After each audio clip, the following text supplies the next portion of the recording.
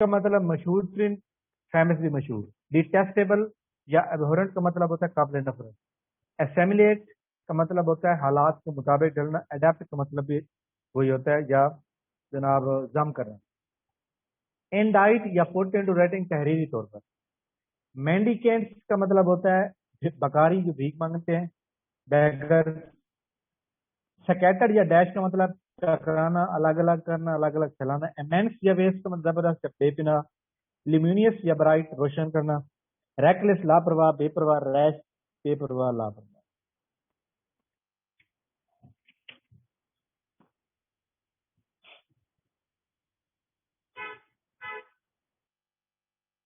अच्छा जी, हम आगे चलते हैं जनाब। हमारा जो आज का टॉपिक है,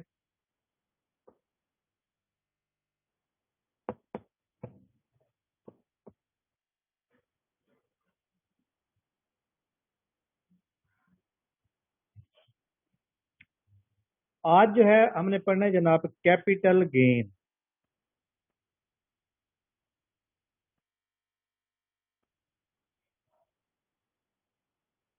ठीक है, कैपिटल गेन। कैपिटल गेन के अंदर जनाब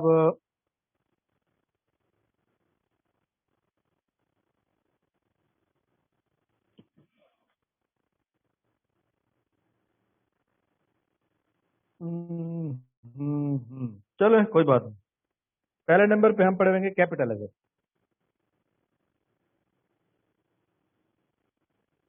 कैपिटल एसेट जनाब सेक्शन 37 सब सेक्शन 5। इसके बाद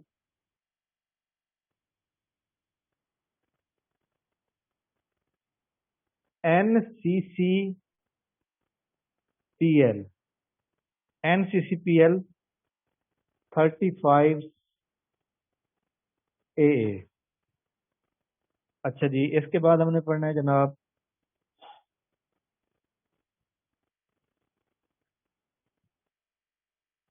एग्जम्पशन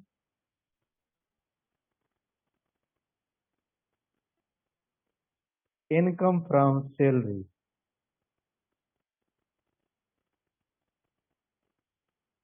एग्जम्पशन का मतलब होता है छूट। अच्छा, सबसे पहले जनाब कैपिटल एसेट। कैपिटल एसेट के ऊपर मैं आपको बात बताऊं कि हमने अकाउंटिंग के अंदर एक चैप्टर पढ़ा हुआ है, capital and revenue expenditure. I think आप सबने पढ़ा हुआ है। अच्छा जी, कैपिटल एसेट के अंदर जनाब सबसे पहले हम देखेंगे कि कैपिटल एसेट को उसने 37(5)(a) के तहत डिफाइन किया है। Capital asset mean property of any can held by person whether or not connected with business but does not include. देखिए जी, मैं आपको एक बात बताता हूँ। कैपिटल कहते हैं बड़े चीज को, रेवेन्यू कहते हैं छोटी चीज को। आपके पास जनाब कोई ऐसी चीज है जो कैपिटल की सूरत में है, चाहे वो इस्तेमाल में बिजनेस में है या नहीं है, वो एक अलग बात है। लेकिन आपका कैपिटल एसेट कौन होगा? ऐसी चीज जिसका फायदा 2 साल से ज्यादा हो, यानी 5 साल हो, 10 साल हो, लेकिन 2 साल से कम ना हो, तो हमारा वो क्या कहलाएगा? कैपिटल एसेट कहलाएगा। अब मैं आपको एक बात बताता हूँ। मुझे ये बताएं कि अगर आप एक एक्सपेंडिचर होता है जिसको हम कहते हैं कैपिटल एक्सपेंडिचर, एक एक्सपेंडिचर होता है जिसको हम कहते हैं रेवेन्यू एक्सपेंडिचर। रेवेन्यू एक्सपेंडिचर जो होता है ये रोजमर्रा की जिंदगी के अंदर, यानी ऐसा एक्सपेंडिचर जो कि 1 साल के अरसे के अंदर अंदर खत्म हो जाए, जिसका फायदा या नुकसान 1 साल के अंदर अंदर खत्म हो जाए। कैपिटल जो होता है वो जनाब लंबे अरसे के लिए होता है। फॉर एग्जाम्पल मैं आपको एक छोटी सी मिसाल दूंगा। मुझे ये बताएं कि अगर आप अपने बिजनेस के लिए एक मशीनरी लेते हैं, मतलब प्लांट लगाने के लिए, या अपने मतलब बिजनेस के लिए जनाब आप एक वो लेते हैं, ट्रक लेते हैं, मतलब लोडर लेते हैं। एक तरफ आपके पास है लोडर। मुझे आप थोड़ा सा फर्क बताएंगे आप। एक एक पास है, एक साइड पे आपके पास ट्रक लेते हैं आप, और दूसरी साइड पे आप मटेरियल लेकर आते हैं। आप लाहौर जाते हैं, आपने ट्रक भी खरीदा और मटेरियल भी खरीदा, और मटेरियल इसी के ऊपर लोड करके आ रहे हैं। मुझे ये बताएं, ये कैपिटल होगा या ये कैपिटल होगा ट्रक या ये कैपिटल, रेवेन्यू? जी, ट्रक कैपिटल होगा। और रेवेन्यू कौन सा होगा? मटेरियल। मटेरियल, ये जनाब रेवेन्यू होगा। ठीक। अगर जनाब कैपिटल जो होगा वो हमारे पास जनाब लैंड भी हो सकती है, बिल्डिंग भी हो सकती है, मशीनरी भी हो सकती है, प्लांट भी हो सकता है, फर्नीचर भी हो सकता है। ये सारी वो चीजें हैं जो कि हमारे पास, जो कि लंबे अरसे के लिए हमारे साथ रहती हैं। देखिए, अगर आपने कारोबार लगाना है तो आपको सबसे पहले वहां पे बिल्डिंग चाहिए।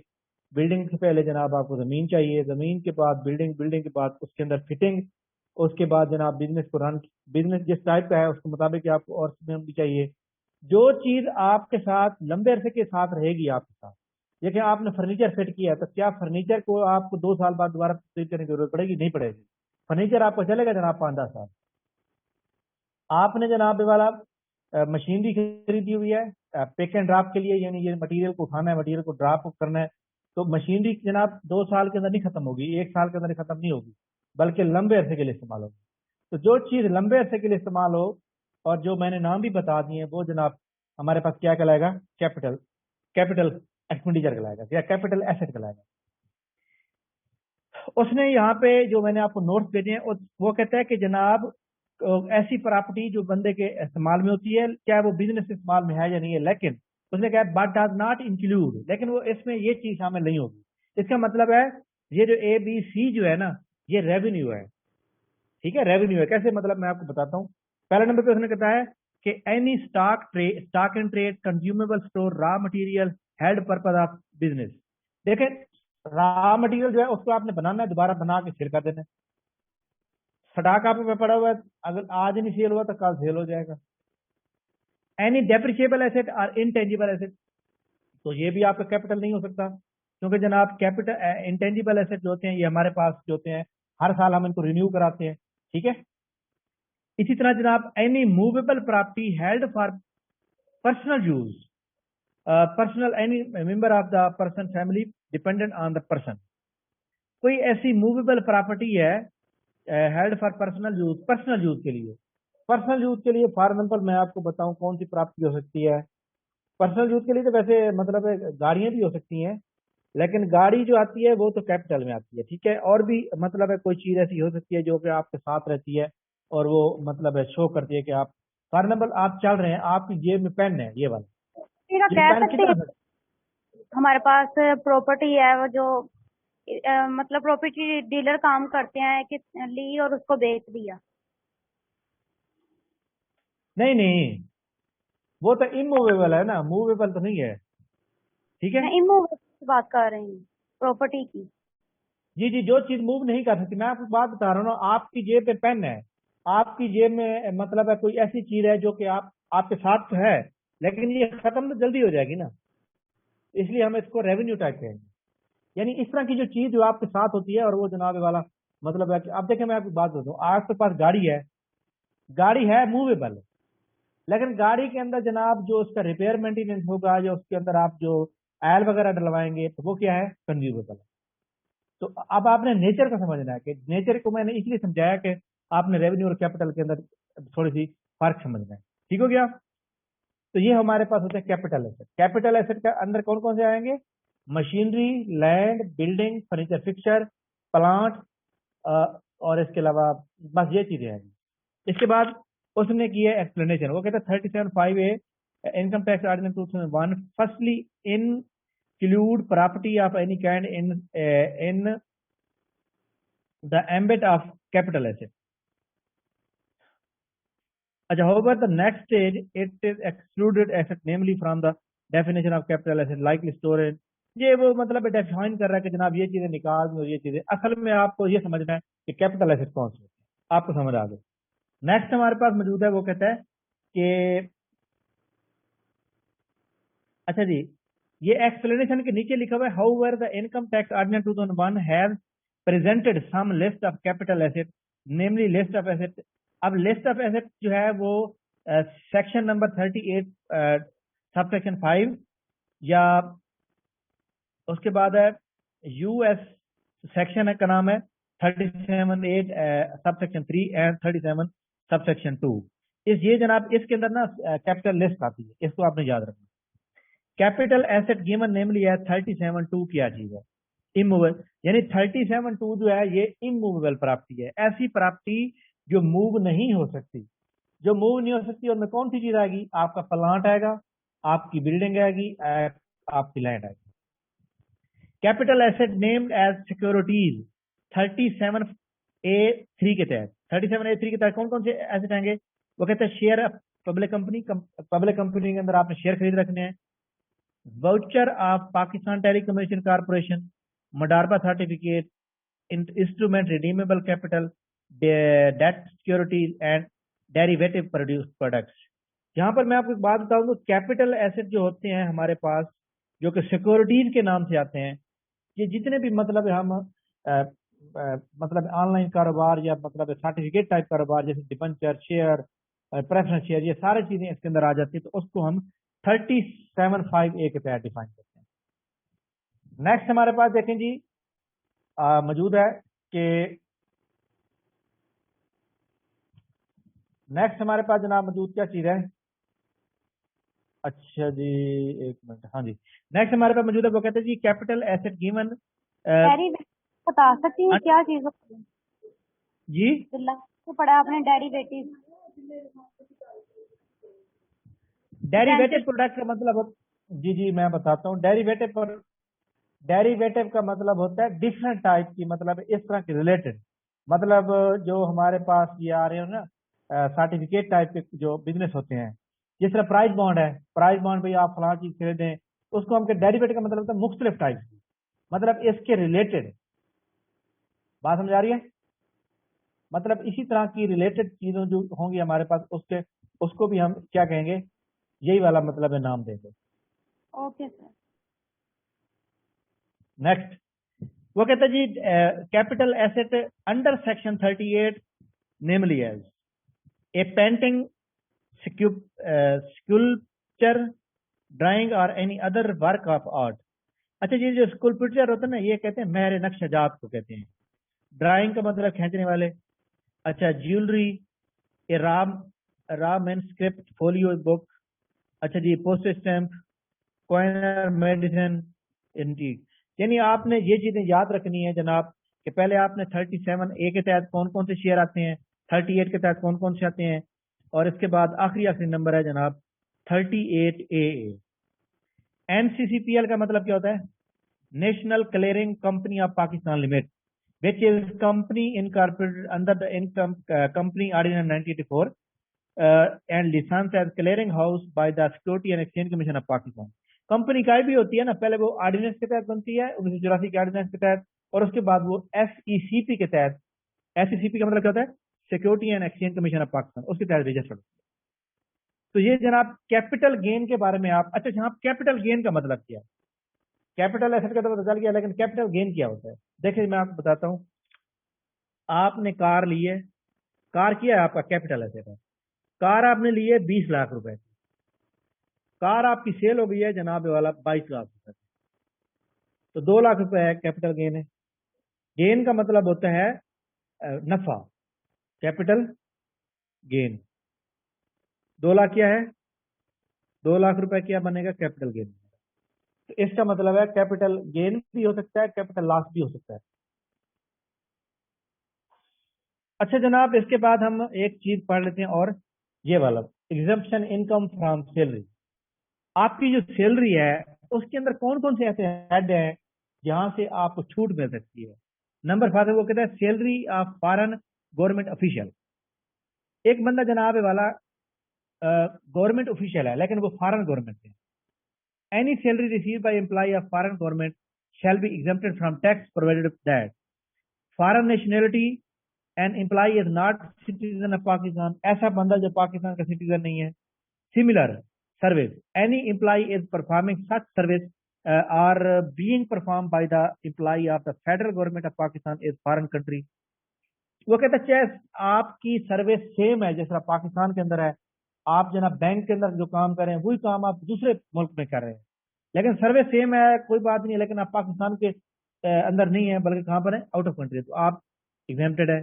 Similar exemption, a foreign government grant a similar exemption to the employee of the government of Pakistan performing similar service in such foreign country.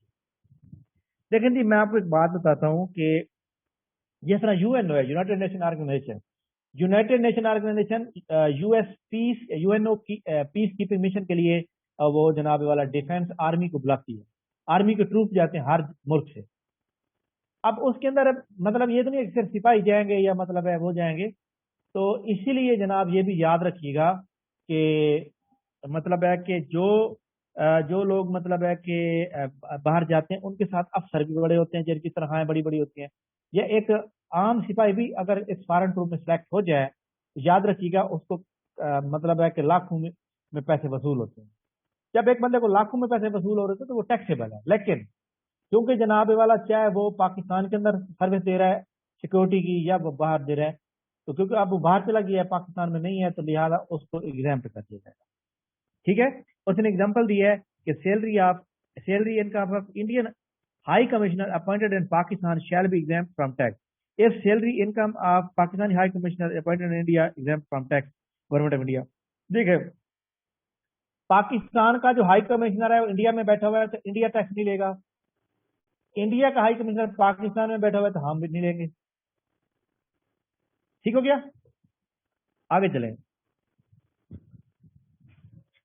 Salary service under an aid agreement. अच्छा जी, the salary income from individual shall be exempt from tax if the following condition is. वो कहते हैं अगर ऐसी सूरत हाल होगी तो salary की एग्जाम्पशन के अंदर जो है वो जनाब एग्जाम्पशन मिल सकती है। ठीक है। कैसे, किस तरह मतलब? एक मिनट में क्लास का टाइम चेंज कर होल्ड में थोड़ा।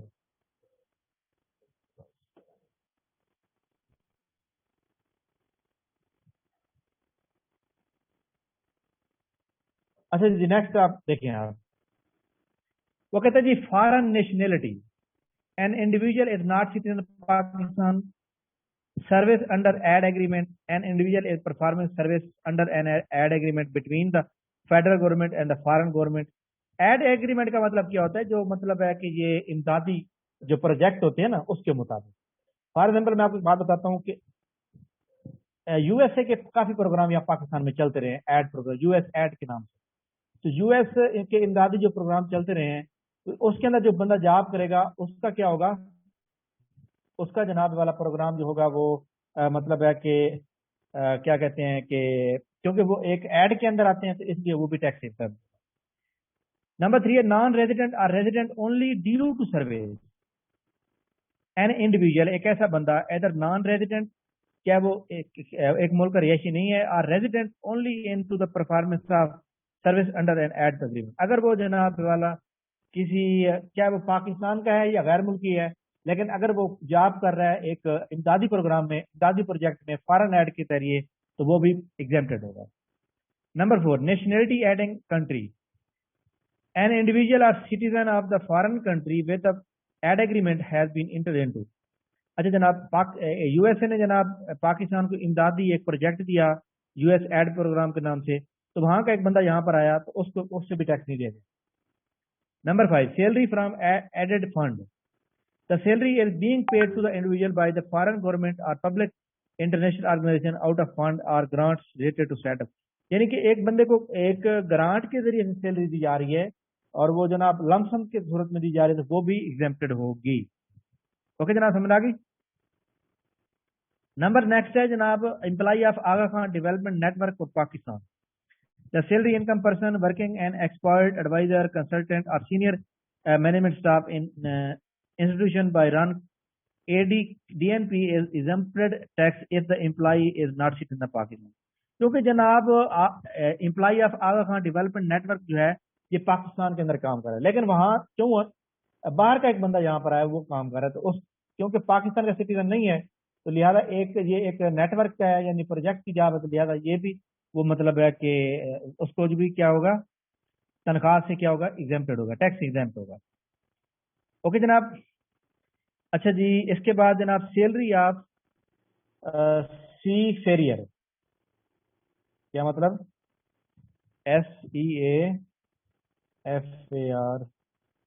अच्छा जी, सी फेरियर का मतलब होता है, सी का मतलब आपको पता है समुद्री होता है, और फेरियर का मतलब होता है मुसाफिर। फेरियर का मतलब क्या होता है? मुसाफिर, यानी समुद्री मुसाफिर। Salary income derived by Pakistan seafarers working on Pakistan flag vessels on for 83 days more than tax, where Pakistan seafarers working on foreign vessels paid that such income will remain Pakistan not later than 2 months of the relevant tax year through normal banking channel exempt from tax. अच्छा जनाब, वो कहते हैं कि अगर आप पाकिस्तान की navy के अंदर काम कर रहे हैं, या पाकिस्तान समुद्री मुसाफिर का मतलब क्या होता है कि जो मतलब है बहरी सियाहत के लिए, मतलब है कि आपको पता है ना काफी सारे लोग होते हैं ये जो समंदर के किनारे से लोग मछलियां पकड़ते हैं ना, मछेरे जिसे हम कहते हैं, ये मछेरों का भी याद रखिएगा कि वो होता है जनाब कॉन्ट्रैक्ट, एक ठेका होता है। गवर्नमेंट को ठेका देते हैं जनाब, हम आपको 1 साल का 1 करोड़ रुपए देंगे, हम यहाँ से मछली पकड़ेंगे। गवर्नमेंट कहेगी ठीक है जी, हमें 1 करोड़ आपने पे करना है, तो 1 करोड़ उस जगह का पे कर देते हैं। उसके बाद वो मछली वहां से पकड़ के सेल करते हैं। ये इनका एक रोजगार होता है। ठीक है, तो इसको हम क्या कहेंगे? सी फेरियर कहेंगे। अब सी फेरियर जो होते हैं वो पाकिस्तान में भी हो सकते हैं, आउट ऑफ कंट्री भी हो सकते हैं। वो कहते हैं अगर वो बंदा यहाँ का रहने वाला है पाकिस्तान का, तो उसको जनाब ये वाला मतलब टैक्स से एग्जाम्पशन मिल जाएगी। एक मिनट, पाकिस्तान फेरियर वर्किंग ऑन फॉरेन वैसे, हाँ जी, अगर वो पाकिस्तानी है लेकिन वो जनाब किसी गैर मुल्क के प्रोजेक्ट पे काम कर रहा है, तो वो एग्जाम्प्ट होगा। यानी यूएसए ने कहा कि जनाब आप कराची से हमें मछली पकड़ के दें, यूएसए ने वो ठेका ले लिया, बंदा पाकिस्तानी है, काम यूएसए का कर रहा है वो पाकिस्तान में, तो भी एग्जेम्प्टेड है। बंदा पाकिस्तानी है लेकिन काम कर रहा है जनाब दूसरे किसी मुल्क में, सी फेरियर है, समुद्री मुसाफिर है, तो भी उसका एग्जेम्प्टेड है। ठीक है, अगर वो पाकिस्तान में 183 डेज नहीं रहता तो। हाँ जी, बात मेरे आगे नहीं आई। आखिरी है जनाब, परी perquisite of foreign country and allowance are perquisited paid are allowed such outside Pakistan by the government, a citizen of Pakistan, for rendering service outside Pakistan exempted from tax. वो कहता है कि जनाब ऐसा अलाउंस जो पाकिस्तान का बंदा है लेकिन बाहर से मिल रहा है, फॉर एग्जाम्पल जिस तरह नवाज शरीफ को अकामे की बुनियाद पे जो है वो डिसमिस कर दिया गया था प्राइम मिनिस्टरशिप से, तो नवाज शरीफ अपने बेटे की कंपनी से तनख्वाह लेता रहा। चाहे वो जनाब एग्जेम्प्टेड की टैक्स से, टैक्स उसके ऊपर नहीं लागू था, लेकिन उसने गोशवारे के अंदर उसको जाहिर नहीं किया, इसलिए वो उसके ऊपर जुर्म साबित हुआ और उसको नहल करा दिया। यानी आप यहाँ बैठे हुए हैं और आपको कोई अलाउंस मिल रहा है बाहर से, तो सैलरी मिल रही है, तो वो चीज जो है इसके अंदर शामिल नहीं होगी। हाँ जी, आप में से जनाब एनी वन कोई सवाल बंदा पूछना चाहे? सबसे पहले जनाब मिस फरीना आप बताएं कोई सवाल आपका। शहरा चौधरी आप बताएं, मारिया, महक, कलीम। मेरा क्वेश्चन है एक, अगर कोई बंदा जी जी। 83 डेज से ज्यादा रह रहा है तो फिर उसके ऊपर टैक्स लग जाएगा, एग्जाम्प्ट नहीं होगा फिर क्या वो? नहीं लगेगा फिर तो। 183 डेज किसी भी मुल्क, फॉर एग्जाम्पल पाकिस्तानी बंदा है, पाकिस्तानी बंदा पाकिस्तान के अंदर जो है 183 दिन से ज्यादा रहेगा तो टैक्स लागू होगा। अगर बाहर के मुल्क रहेगा तो फिर बाहर के मुल्क के जो है टैक्स वही लगेगा उसको, मतलब 183 डेज जो कंसीडर होंगे इसके। जी जी बिल्कुल। और कोई सवाल? No sir. अच्छा जी, ऐसा उसामा साजिद आपको समझ आ गई? जी सर, क्लियर है। अच्छा जी, यहाँ पे नबीला असगर आपको कोई प्रॉब्लम इशू? हाँ जी, miss Farina Sadiq vice president आपको समझ आ गई?